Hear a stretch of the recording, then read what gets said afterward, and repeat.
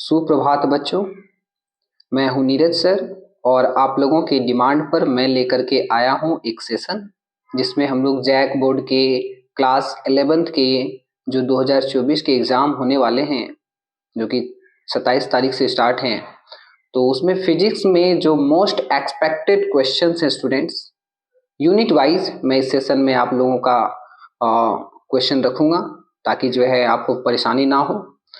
और इस सेशन में हम लोग फर्स्ट यूनिट जिसका नाम यूनिट्स एंड डायमेंशंस है, इस पे हम लोग बात करेंगे। ठीक है स्टूडेंट्स, तो चलिए समय को देखते हुए लेक्चर स्टार्ट करते हैं।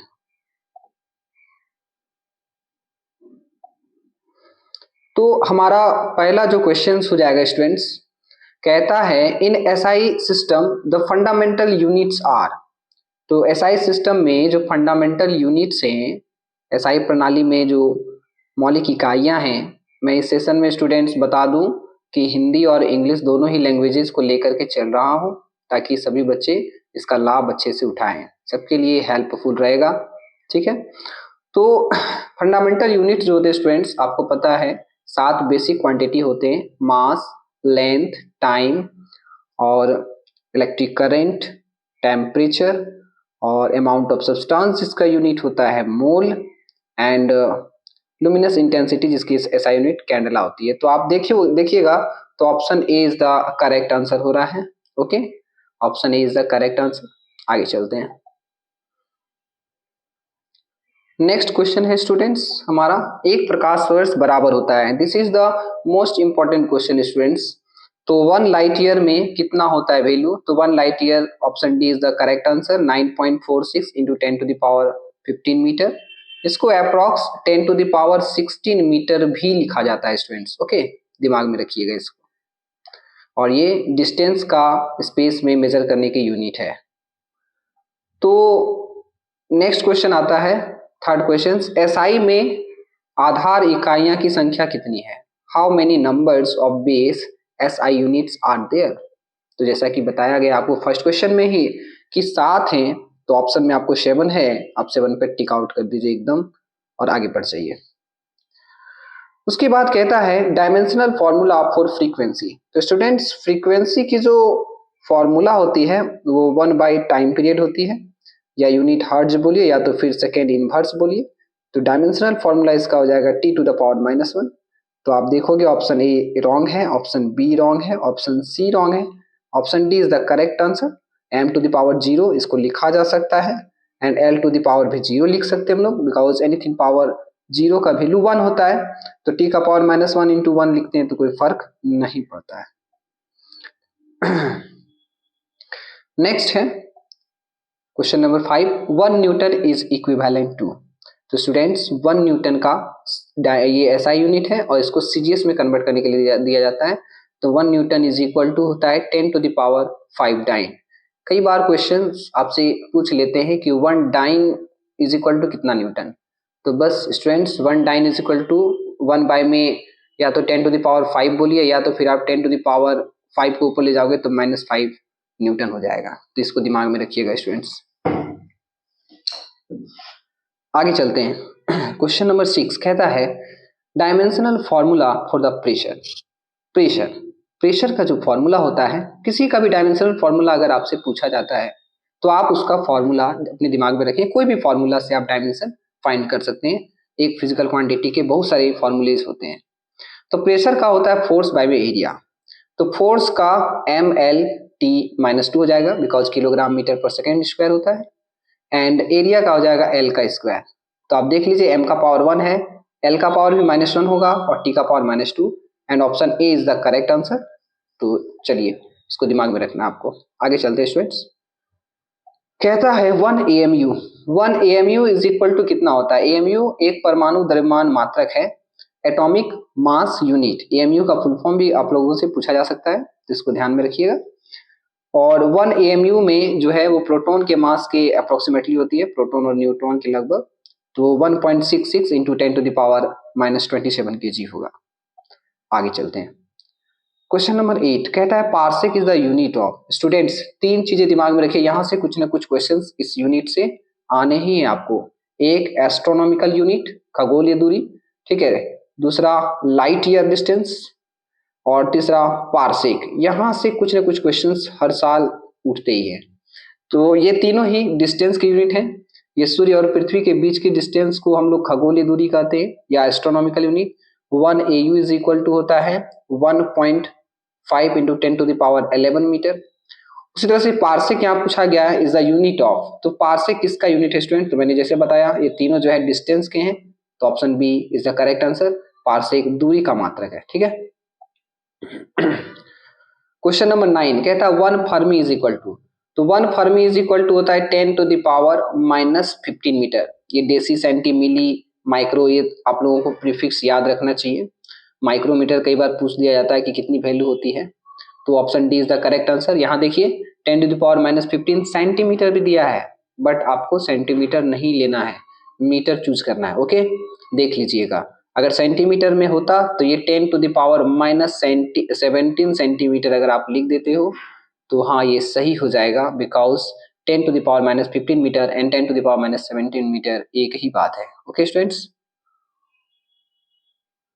आगे चलते हैं। Electromagnetic force is, electromagnetic force क्या है? विद्युत चुंबकीय बल क्या है? विद्युत भी बल होते हैं और चुंबकीय बल भी, दोनों साथ में होते हैं इलेक्ट्रिक फील्ड मैग्नेटिक फील्ड के कारण। तो एट्रैक्टिव इन नेचर, आकर्षण प्रकार के होते हैं, रिपल्सन प्रकार के होते हैं। एट्रैक्टिव और रिपल्सिव दोनों होते हैं स्टूडेंट्स, ठीक है। तो ऑप्शन सी आपका करेक्ट आंसर हो जाएगा। आकर्षण व प्रतिकर्षण दोनों ही प्रकार का बल होता है ये। नेक्स्ट क्वेश्चन है आपका question number 11, physical quantities are. वापस से वही क्वेश्चन आ गए स्टूडेंट, लेंथ, मास, वहां पर यूनिट के टर्म में था और यहाँ भौतिक राशियां ही पूछ दी गई है। तो option B is the correct answer, सबसे लंबा है और सारा कुछ है, देख लीजिए आप, समय है, करंट है, तापमान है, पदार्थ की मात्रा है और चमकदार तीव्रता जिसको लुमिनस इंटेंसिटी भी हम लोग कहते हैं। तो option B is the correct answer. फिर कहता है which of the following are not units of time. देखिए स्टूडेंट्स, ये क्वेश्चन प्रीवियस ईयर में पूछा गया है, लेकिन इसमें थोड़ा सा प्रॉब्लम्स है कि ये दोनों तो टाइम के यूनिट हैं और ये दोनों डिस्टेंस के यूनिट हैं। तो आपको जो है ना ऐसा ऑप्शन देता है, तो इसमें तो दोनों ही ऑप्शंस इस क्वेश्चन के आंसर हो जाएंगे, क्योंकि ये दोनों ही यूनिट के डिस्टेंस, टाइम के यूनिट नहीं है, डिस्टेंस के यूनिट है ये सब। तो आप किसी एक ऑप्शन को लेकर के चलते हो तो आपको बाय डिफॉल्ट इसका मार्क्स मिल जाएगा, अगर ऐसा क्वेश्चन आ जाता है तो। और नहीं तो अगर यहाँ पर सेकंड अगर दे दिया जाए और यहाँ पार्सेक रहे तो आप पार्सेक को नो डाउट कह सकते हैं कि not units of time. Okay, कहता है which of the following pairs has the same dimension. बहुत ही पॉपुलर सवाल है ये। तो इम्पल्स एंड मोमेंटम, ठीक है, चूंकि आप पढ़े भी होंगे, impulse is equal to change in momentum. ये इम्पल्स मोमेंटम थ्योरम है स्टूडेंट्स, आवेग संवेग प्रमेय। इन दोनों का जो विमा है, चूंकि दोनों ही बराबर हैं तो दोनों का विमाएं भी समान होंगी, डायमेंशन भी समान होता है। बाकी सरफेस टेंशन फोर्स का नहीं होगा, ये जड़त्व आघूर्ण बल आघूर्ण का नहीं होता है, विशिष्ट उष्मा और गुप्त उष्मा भी अलग होते हैं। तो आवेग और संवेग, ये ऑप्शन जो है आपका करेक्ट हो जाएगा। कहता है the dimensional formula of gravitational constant. तो ग्रेविटेशनल कांस्टेंट का डायमेंशनल फॉर्मूला पूछा जा रहा है, कई बार पूछा गया है ये। तो आप इसका फॉर्मूला लिख सकते हो ग्रेविटेशन से, एफ आर का स्क्वायर एंड बाय में मास का स्क्वायर या केजी स्क्वायर ले लेते हैं हम लोग। तो फोर्स का हो जाता है स्टूडेंट्स mLT-2 और आर का स्क्वायर का हो जाएगा एल का स्क्वायर एंड केजी का स्क्वायर का हो जाएगा एम का स्क्वायर। तो स्टूडेंट्स m का पावर 1 है और m का पावर 2 को ऊपर ले जाओगे तो m का पावर -1 हो जाएगा। तो देख लीजिए ऑप्शन में, ऑप्शन को भी देखते चलिए। ऑप्शन सी एकलौता है जिसमें m का पावर -1 है। आगे मैच करा लीजिए, l का पावर 2, l का पावर 1, यानी कि l का पावर 1 2 3, एकदम सी ऑप्शन आपका करेक्ट आंसर है, t to the power -2। Okay, which of the following is characteristics of unit. निम्न में से कौन सी इकाई की विशेषता है? कोई भी इकाई की अपनी एक विशेषता होती है जिसमें कुछ प्रॉपर्टीज डिफाइन किए गए स्टूडेंट्स, वही सारी प्रॉपर्टीज की बातें यहाँ हो रही है। Unit must be universal accept, एकदम बिल्कुल सही है, सार्वभौमिक रूप से स्वीकार किया जाना चाहिए हर जगह। It must be invariable and well defined, यह अपरिवर्तनीय और अच्छी तरह से परिभाषित किया जाना चाहिए। It must be suitable size easily available, yes ये भी सही है। तो आप इसमें ऑप्शन डी के साथ जा सकते हैं, ऑल द अबव।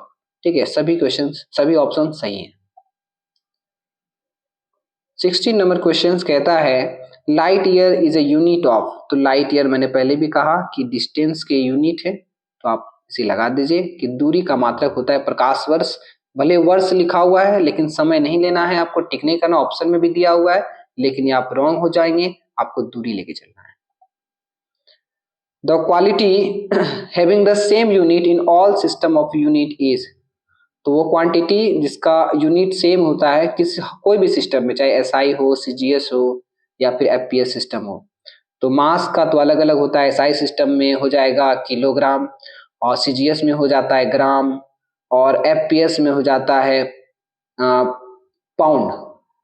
तो टाइम स्टूडेंट, टाइम एक ऐसी क्वांटिटी है जिसका तीनों ही सिस्टम में, एसआई, सीजीएस और एफपीएस तीनों ही सिस्टम में सेकेंड ही होता है।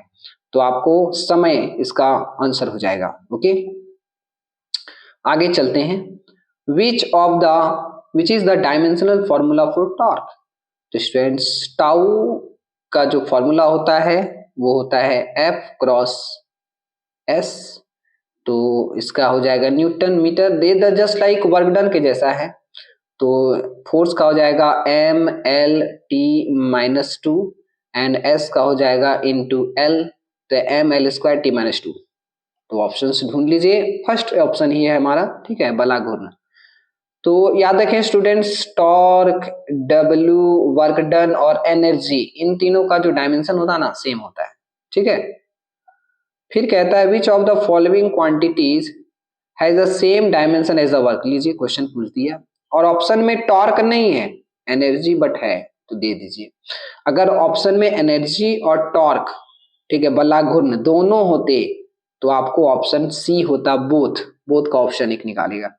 तो याद रखिएगा वर्क डन, मैं फिर से कह रहा हूं, टाउ दैट मींस टॉर्क, और एनर्जी काइनेटिक एनर्जी चाहे पोटेंशियल एनर्जी जो भी टाइप ऑफ एनर्जी हो, इन सब का डायमेंशन सेम होता है। Okay, and the last one questions, 20 questions इस सेशन में हम लोग देखेंगे स्टूडेंट्स। कहता है dimension of the universal gravitational constant, ये तो ऑलरेडी क्वेश्चन शायद रिपीटेड हो गया, चलिए अच्छी बात है। जी का द्विमीय सूत्र क्या है, तो अभी अभी हम लोगों ने निकाला, तो ये M L T minus two force, और फिर तो आपका जाकर के डिस्टेंस का स्क्वायर यानी एल का स्क्वायर एंड मास का स्क्वायर। ठीक है, तो यहाँ m to the power -1, l to the power +3 and t to the power -2 होगा, यानी option A is the correct answer. तो चलिए स्टूडेंट्स, आज यहीं तक हम लोग एंड करते हैं, एंड मैं एक न्यू लेक्चर वीडियो आपके सामने लेके आ रहा हूँ जो कि सेकेंड यूनिट का होगा। तब तक आप लोग इसको रिवाइज कीजिए अच्छी तरह से, इसको देख लीजिए। Okay students, bye bye.